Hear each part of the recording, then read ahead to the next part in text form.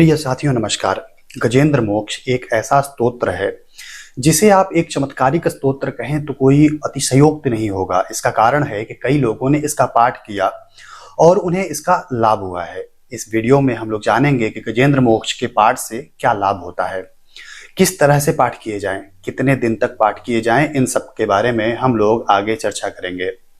गजेंद्र मोक्ष जो स्तोत्र है ये एक बहुत बड़ा स्तोत्र नहीं है जिसे अगर आप पाठ करना चाहें तो 5 से 7 मिनट ही लगेगा, लेकिन इसका लाभ बहुत है क्योंकि गजेंद्र मोक्ष का पाठ एक गज यानी कि हाथी ने किया था।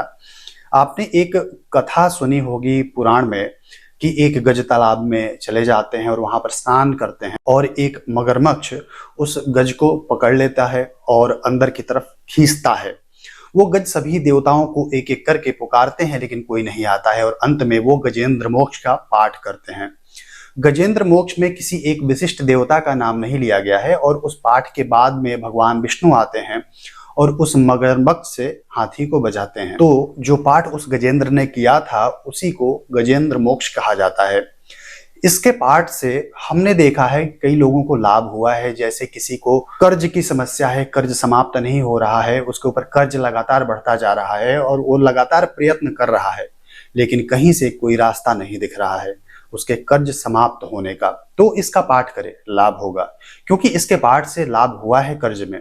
किसी की आजीविका की समस्या है, उसकी कहीं नौकरी नहीं लग रही है या कोई व्यापार करना चाहता है लेकिन नहीं कर पा रहा है, उसमें कहीं ना कहीं दिक्कतें आ रही हैं, तो भी इसका पाठ करें।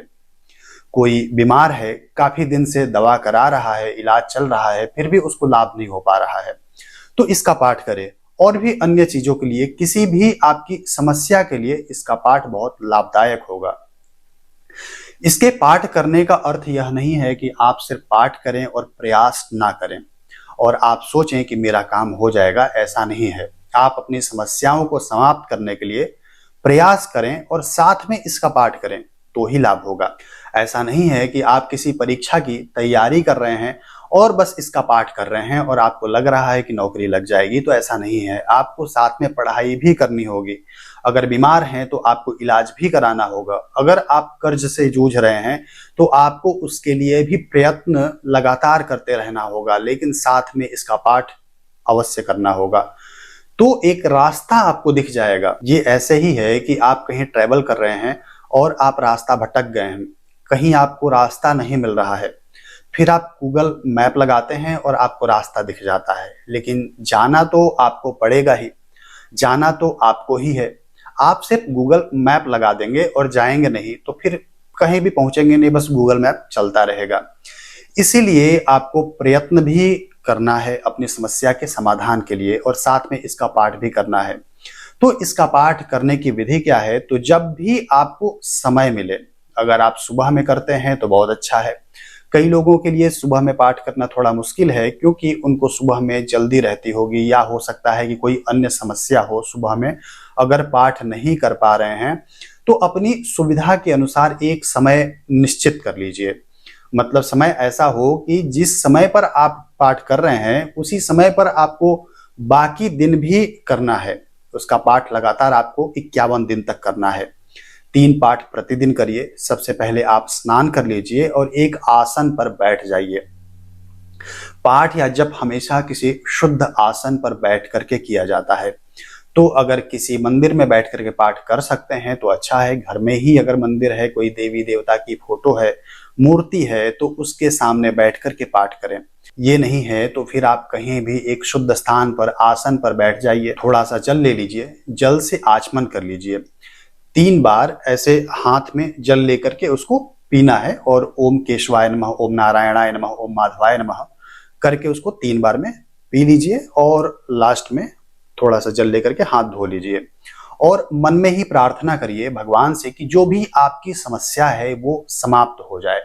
उसके बाद इसका पाठ श्रद्धा पूर्वक कीजिए। 3 पाठ प्रतिदिन करना है। अगर आप ज्यादा पाठ कर सकते हैं तो ज्यादा ही करिए, अगर आपके पास समय नहीं है तो एक ही पाठ करिए, जो भी आपके सुविधा के अनुसार हो। लेकिन ध्यान रखिए कि जितना पाठ आप पहले दिन कर रहे हैं उतना ही पाठ आपको अंतिम दिन तक करना है, ना ही ज्यादा करना है ना ही कम करना है। अब आपके मन में प्रश्न आ रहा होगा कि गजेंद्र मोक्ष की पुस्तक आपको कहाँ मिलेगी? तो अगर आप ऐसी जगह पर रहते हैं जहां पर गीता प्रेस आपके आसपास में हो, गीता प्रेस की जहां पर पुस्तकें मिलती हो, वहां चले जाइए। गजेंद्र मोक्ष की किताब मांगिए, आपको मिल जाएगा। 2 या 3 रुपए की आती है, एक बहुत पतली सी किताब होती है, उसको ले लीजिए। उसमें धीरे धीरे करके पढ़िए। पाठ संस्कृत में करना है। अगर वहां पर नहीं मिल पा रहा है तो आपके स्क्रीन पर एक नंबर दिया गया है, उस पर व्हाट्सएप कर दीजिए। उस पर आप मैसेज कर दीजिए कि आपको गजेंद्र मोक्ष पुस्तक चाहिए, तो हमारी तरफ से आपको उसका पीडीएफ भेज दिया जाएगा। किसी साइबर कैफे में जा करके प्रिंट आउट निकलवा लीजिए और फिर पाठ करिए। कई लोग फोन या टैब में देख करके पाठ करते हैं, जो कि सही नहीं है।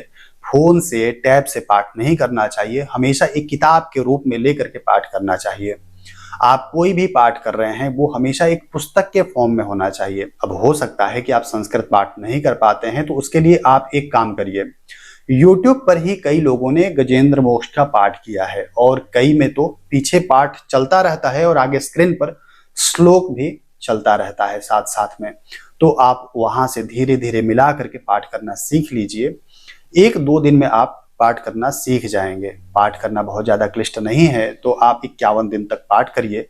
पाठ करने के बाद में आपकी समस्या समाप्त हो जाएगी। जो भी आपके रिजल्ट आते हैं वो आप हमें कमेंट में जरूर बताइएगा, या हमें व्हाट्सएप पर आप मैसेज करिएगा। 10 से 15 मिनट तक पाठ करने में लगेगा। इतने समय में आपका कोई बहुत ज्यादा नुकसान नहीं हो जाएगा, इसलिए एक बार श्रद्धा पूर्वक इसका पाठ करके देखिए। निश्चित रूप से आपकी समस्या समाप्त हो जाएगी। इसमें एक प्रश्न ये भी आ सकता है कि कुछ लोग नहा नहीं सकते हैं, जैसे किसी बीमारी की वजह से या किसी अन्य समस्या की वजह से, तो वो अपने स्थान पर बैठे बैठे या लेटे लेटे भी इसका पाठ कर सकते हैं। बाकी आज के लिए इतना ही। धन्यवाद।